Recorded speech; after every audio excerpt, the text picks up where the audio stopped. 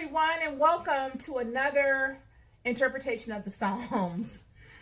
Super excited about coming forth with a perspective for you today on this particular psalm.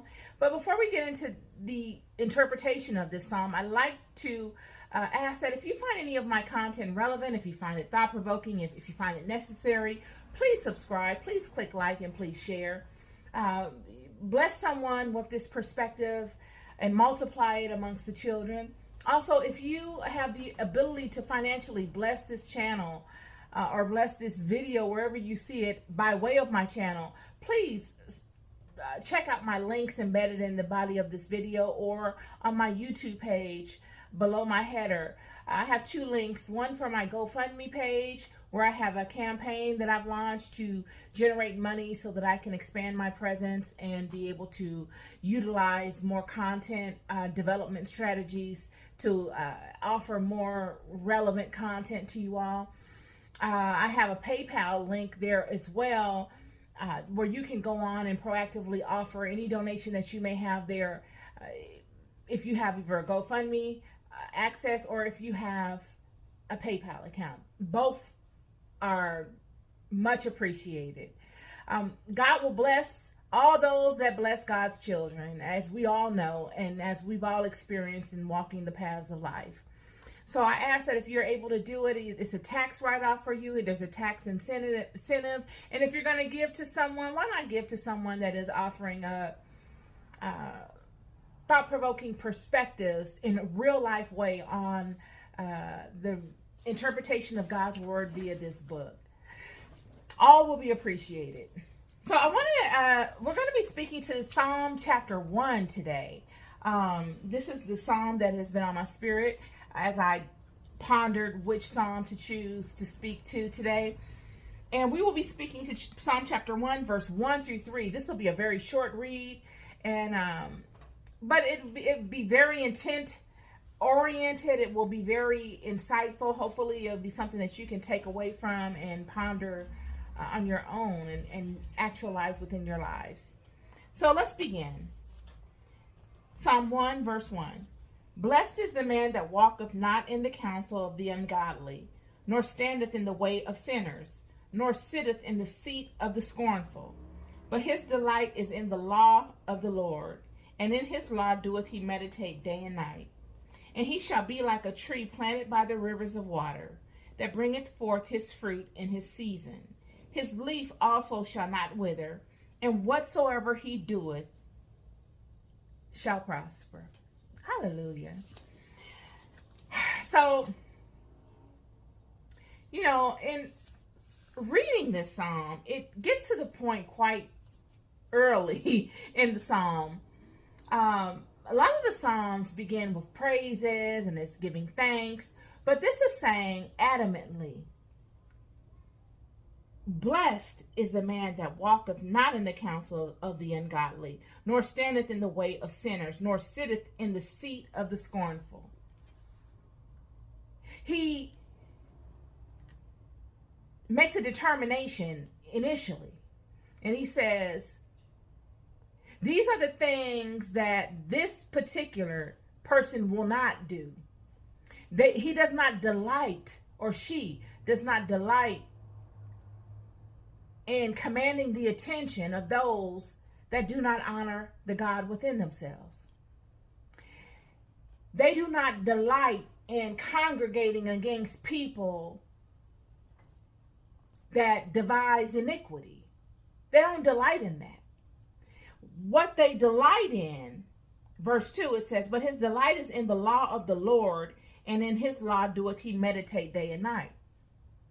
What they delight in is the law of God. He studied, or she studied, the law of God. She or he has come to terms with and has exacted upon the law of God. They have been able to differentiate it from the confusion of the enemy, where there is no desire to make themselves appealing, nor to fit in with the workers of iniquity or with the ungodly or those that choose to live a sinful existence. They choose to live by the law that is written within their hearts and the law of God. And they choose to congregate. They make a dedicated decision to congregate with those that choose to do this thing as well. Verse 3, and he shall be like a tree planted by the rivers of water, that bringeth forth his fruit in his season. His leaf shall not wither, and whatsoever he doeth shall prosper. He shall be like a tree planted by the rivers of water. Tree planted by the rivers of water always will flourish, because a tree takes root down deep. And any rivers of water, we know, saturate the soil deeply. So this tree will always be fed, and it will grow strong, and it will not wither. It will not fade away. The heat of the sun will be counteracted by the moisture levels in the soil, allowing it to sustain itself through the many seasons of life and not get ate up and burnt up by the elements. There's balance. And whatsoever he or she doeth shall prosper. You will see the result in your life. You will see the results of your decisions to align within your life. It will be obvious. There will be abundance. There will be multiplication of goodness. There will be protection.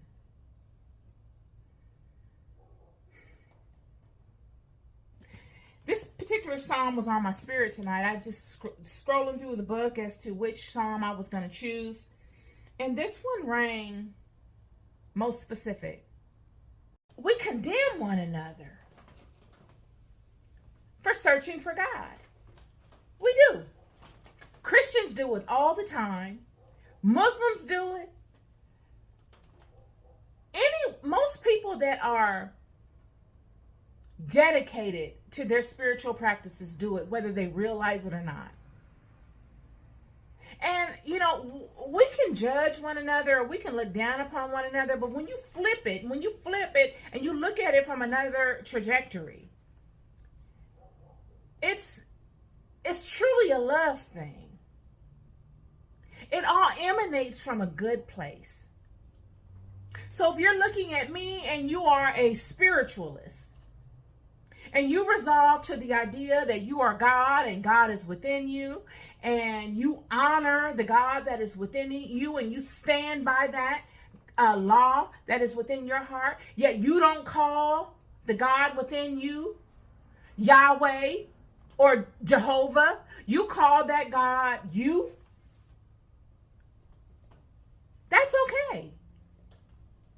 There's no condemnation. The love factor, the relevancy factor, all of that is still there, and all of that is still relevant.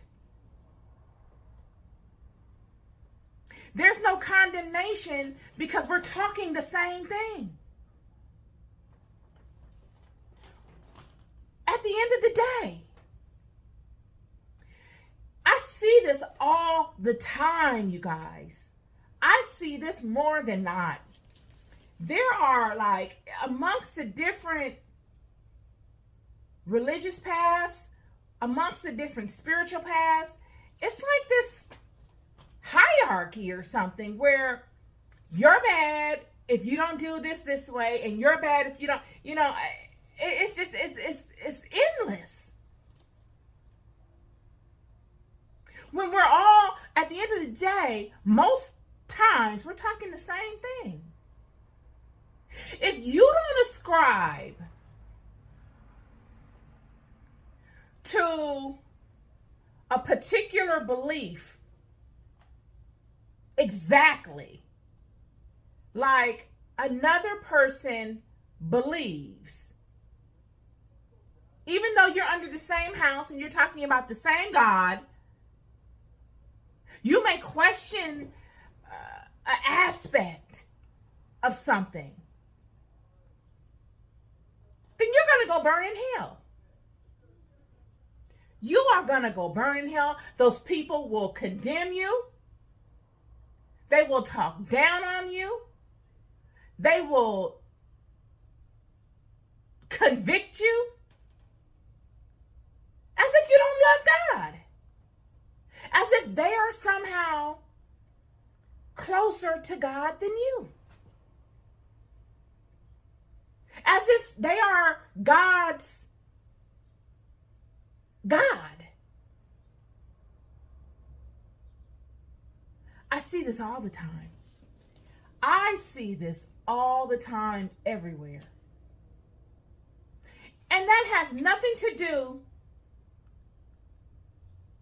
with what God is, nor what God represents. That is some people stuff that they have bought into, believe, were sold on. And the only reason that they honor it and that they behave that way is because they love. That's it. They love. And I think that's why we allow it. Because we know the intention of it. At the end of the day, they will vehemently defend something as if you are negating it, as if you are condemning it, when you're just saying, well, why don't we look at it this other way? Why not? Why? I'm not saying to change it. I'm just asking you to look at it from a different perspective.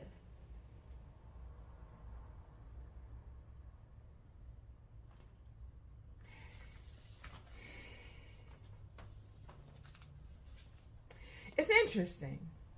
And I might get in trouble for this because, you know, when you come on and you start saying things like this, people become uneasy. They get very angry. And you wonder why. Why are you so angry? What is conjuring that energy? You could be the person that says, I am God. And you're saying that to a Christian person like myself. And you're looking at me and you're looking at my videos and you say, you know, I'm so disappointed in you.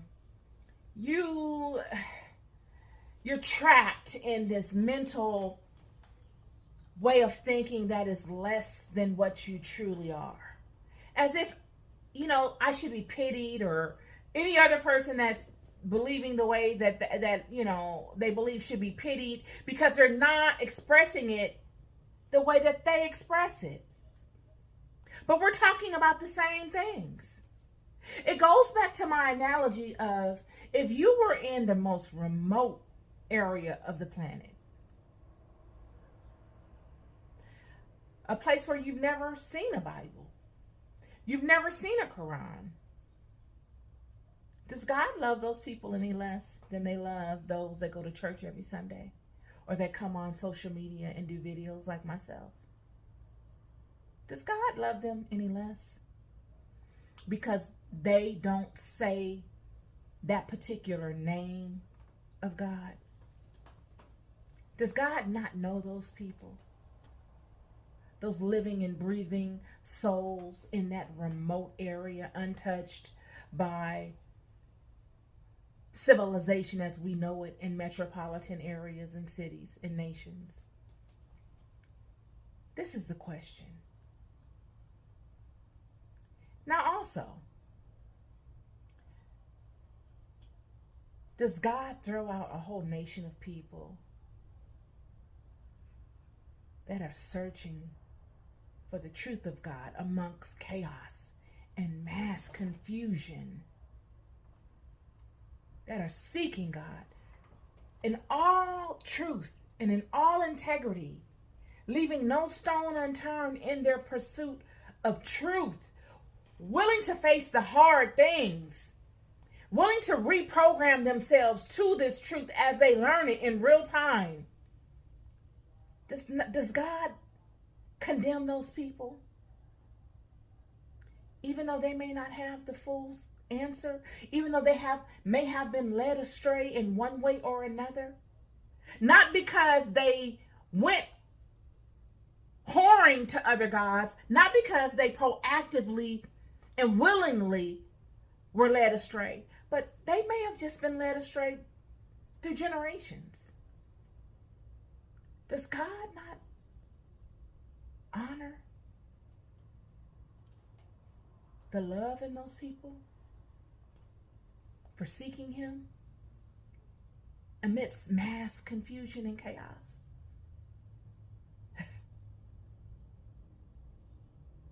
Both people have many things in common. They have more in common than they don't have in common. The common factor is that they are listening to the God that is within them. They have been listening to this God from the moment that they arrived and were conscious of themselves. They have actively pursued this God and honored the law within themselves. Because what other law do you have if you are in a remote area? It's the most unbelievable thing to me that those people that we call indigenous, that live in the most remote areas, that have no technology, that live completely off of the earth, that have no contact with the outside world, whenever one goes upon them and lives amongst them for any extended amount of time, they always come back. I don't care if it's in the Aboriginal people, or if it's in Southeast Asia, deep in the jungles, or in India, deep in the jungles, or in Africa, deep in the jungles, in the bush. Those people are always living in peace amongst one another. Always. I've not ever seen them fighting within the communities. As I see many that live in the industrial world, living like and interacting with one another like. So it's fair to say that the law of God is prevalent amongst these indigenous people, these people that have never had a Bible, these people that have never called upon the name of God as we call upon the name of God in the cities and major metropolitan areas. All of us that congregate in churches with one another, and we get dressed up and all of that to go and congregate with one another and then go wreak havoc upon one another in the parking lots or the bathrooms or on the phones on the way home, in all of our luxury and all of our ease. Whether religious people or people in spiritual systems. When you look in spiritual systems, which I have, you got more spiritual superiority rhetoric there than anywhere. It is amazing. You would be shocked to know if you really paid attention. Many don't know. Many religious people don't know because they don't interact with that side of the house. But boy, when I tell you, you know how many witches is warring with witches? I'm just like, do you know how many gurus are knocking other gurus? It's amazing. is amazing.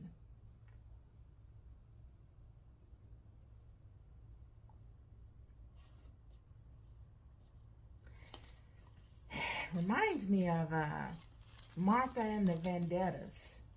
Nowhere to run to, baby. Nowhere to hide. Got nowhere to run to, baby. Nowhere to hide. It's everywhere.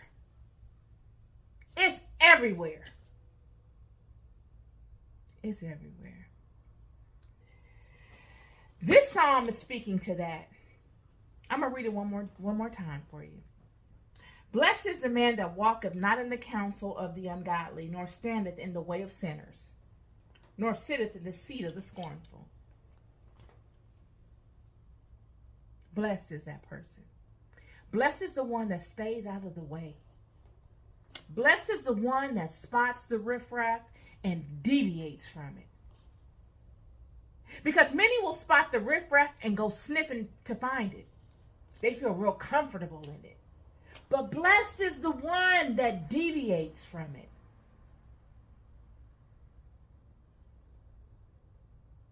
That doesn't want to sit at the table of gossipers. Knowing that those that sitting at that table, once you get up and leave that table, 9 times out of 10, they're going to be gossiping about you.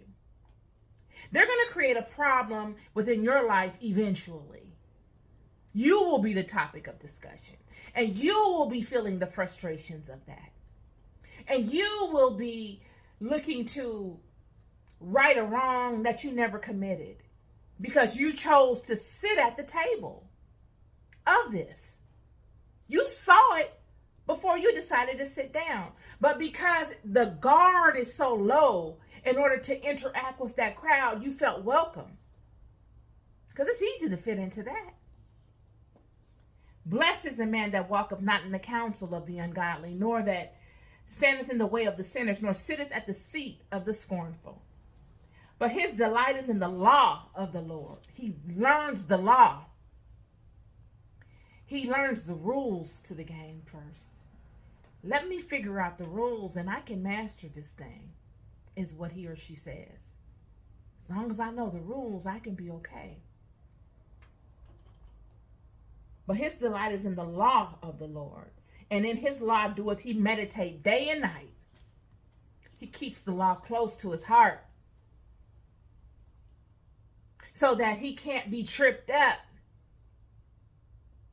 See, I was watching the video before I did this as I was walking my dog, and I saw a cheetah getting after a gazelle. And the cheetah is the cheetah print back in ancient times was symbolic to the priesthood. Cheetah is a stealth hunter. There's no animal that can outrun the cheetah. Cheetah is the fastest on the land with 4 limbs. If a cheetah get after you, it's pretty much a wrap. Because a cheetah can go the distance and a cheetah has speed. With those 2 combined, a cheetah is going to outrun you. It does not have to be I'm going to say it might not be the fastest, but I do believe it is the fastest. But it definitely has the most stamina over long distances. So even though it might not be the fastest, once you see it getting after you, you know its reputation. So you about to get hacked. You gonna book. And you're going to exhaust yourself out, which will slow you down. Your muscles are going to fatigue and they're going to shut down. And once that cheetah catches up to you, it doesn't have the ability to pounce upon you. It uses its paw and it trips you up. It'll come upon you and it'll just use its paw because it knows you're tired. It knows you've gone a long distance, and it's just getting its second wind. And so it says, okay, it looks for your weakness. It looks for your weakness before it even gets after you. It studies the pack. It looks for the animal that has the weak limb.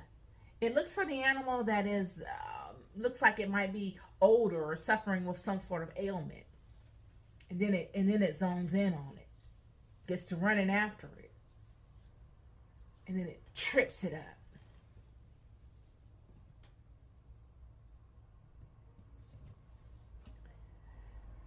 Do you know the law of God as the cheetah knows its strengths? You must know the law. You must know the law that is within your heart. You don't have to go and read the law in a book somewhere and say, okay, yep, I read that and that's what it said. No, you got to know you. Know thyself. I'm not talking about programming yourself to be something that you're not. None of all of that stuff that we do to get through life and to compete with one another. I'm talking about know your emotional states. Know what it feels like when you're at important crossroads in your life and you get feelings and you say, okay, well, should I go with this or should I not? Know your instincts. Do you know the voice of God? It goes back to what I said before. Because if you don't study you, and you don't learn all the little nuances about you, there will come a season in your life where the enemy will come upon you to test you. Just like that cheetah. He'll get behind you and he'll focus on you. And once he gets after you, he's going to look for your weaknesses.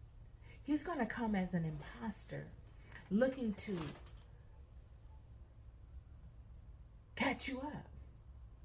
Looking for you to catch your own self up because you didn't do the work in studying yourself. You studied everybody else. You wanted to be like all the pretty girls and you studied all of them and you got all of their nuances and all of their gestures and you dressed like them and you went out into the world and you were just another one of them in your own particular avatar.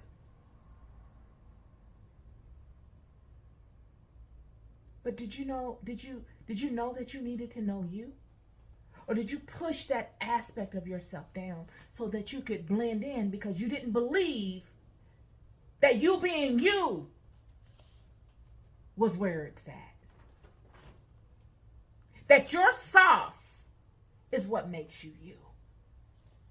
Did you want to go and be like that motivational speaker that you saw owning the stage and commanding the presence of people? So much that you went home and acted like him or her. You dressed like them. You did your hair like them. You spoke like them. You started picking up words that they use and you began using them. Only for you to be another them.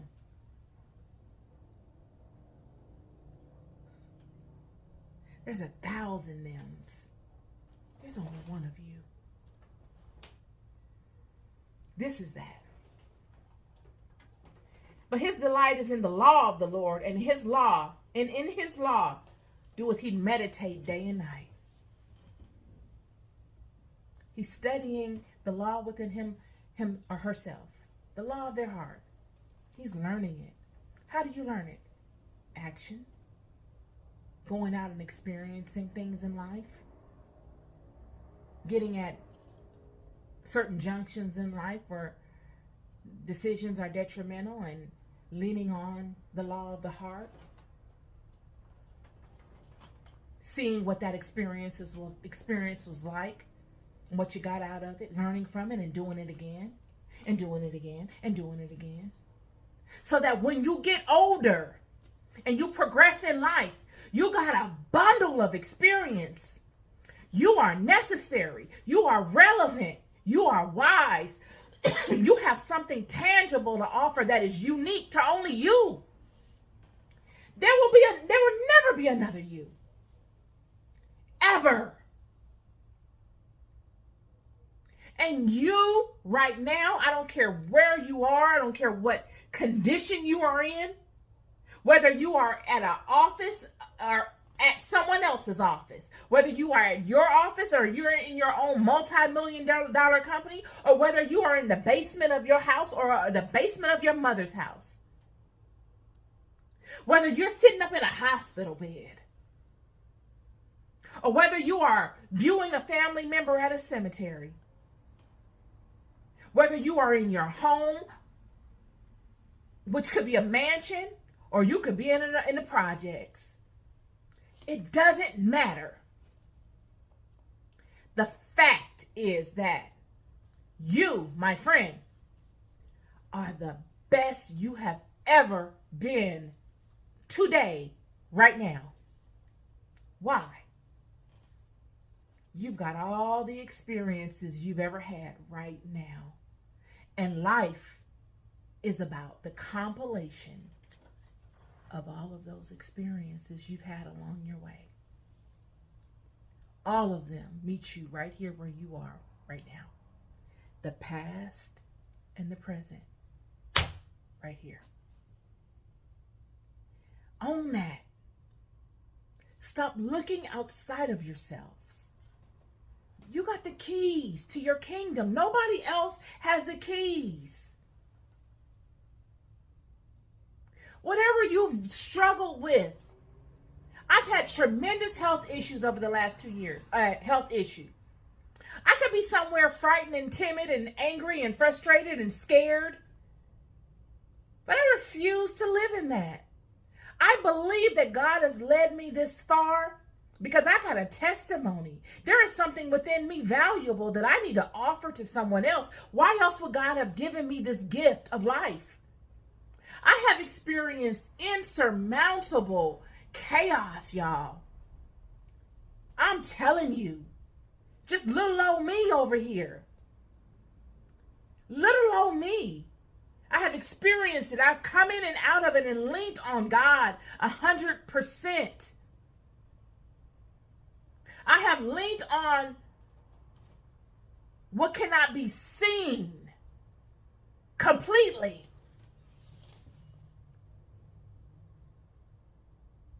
And I have been made so much stronger. I've been made so strong that I can't even believe it. What you're seeing in the form of this Bible study is a miracle. It is a miracle. I wouldn't have done this. I would not have done this. God put me in a position where the demons and the monsters and my tormentors all led me to this. Out of defiance. Out of defiance, because I wouldn't be moved. It's amazing. And he shall be like a tree planted by the rivers of water, that bringeth forth his fruit in his season. His leaf also shall not wither, and whatsoever he doeth shall prosper. That's a fact. But you've got to step out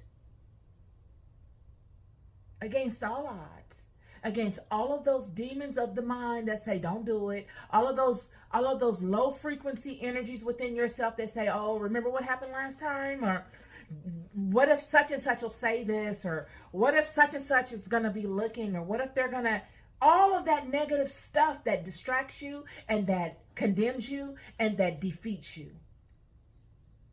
You got to mute it. You've got to get defiant. You've got to know that this thing ain't forever. This is not a dress rehearsal. This is not, okay, I'm gonna just sit it out and I'm gonna just watch and see what other people do so that when the next time, I'll come out, I'll do it next time, I'll be better prepared. No, it's now. It's immediate. It's now. Lights, camera, action, boom. You're on the stage and it's just you and your mic. You can't even see the seats in the audience. It's all black. And you got to sing. You got to sing, and you got to really, really do it, because this is your opportunity. You didn't prepare for it, but you've had it. It's lights, camera, action. You've had it, you've pondered it, you thought about it, and now you just got to go with it. It's against all odds. And that's what makes it so exciting. I want to come forward with this tonight to let you guys know that anything is possible. I don't care if you are a Christian. I don't care if you are a Muslim. I don't care if you are a spiritualist and you are into Santeria, or if you are into Buddhists. I don't care what you're into. God is within you. I am not here to condemn you, okay? That is not what you're going to get from me, and no one will ever get me to get to a place where I become that person, because I don't like that. I don't believe God expects that of me. God expects for me to deliver upon my truth, and that's all I have for you. And if it offends any of you that this is my truth, then I don't know what to tell you, because I don't feel like I should apologize for it. I think you should apologize to me for expecting that from me, because that's not who I am. I've lived too long, and I've seen some real things in life, real things. I face realities that will scare the heck out of people, with a huge amount of responsibilities. So you could imagine yourself facing insurmountable chaos with huge responsibilities, and it's just you. So I've been faced with some real stuff, and it's brought out the daughter in me. It's brought out the mother in me. It's brought out the warrior in me. And it's brought out the queen in me. So I have nothing but truth for you. This book is the truth. Not because of anything outside of that. This book is a book of a history of a people. It is a story of love. It is a story of dedication. It is a story of failure, falling down, laying there, trying it again, falling down, laying there, getting kicked around, wallowing in it, and relentless love time and time again. It's a tragedy in a sense, yet it is the most remarkable story. It is the most empowering story of a people, of a love, of a God that never gives up. It's a mighty love. That's all I got for y'all tonight. I don't know if I'm even going to post this, but I love you. If only you knew who walked with you. Peace and love.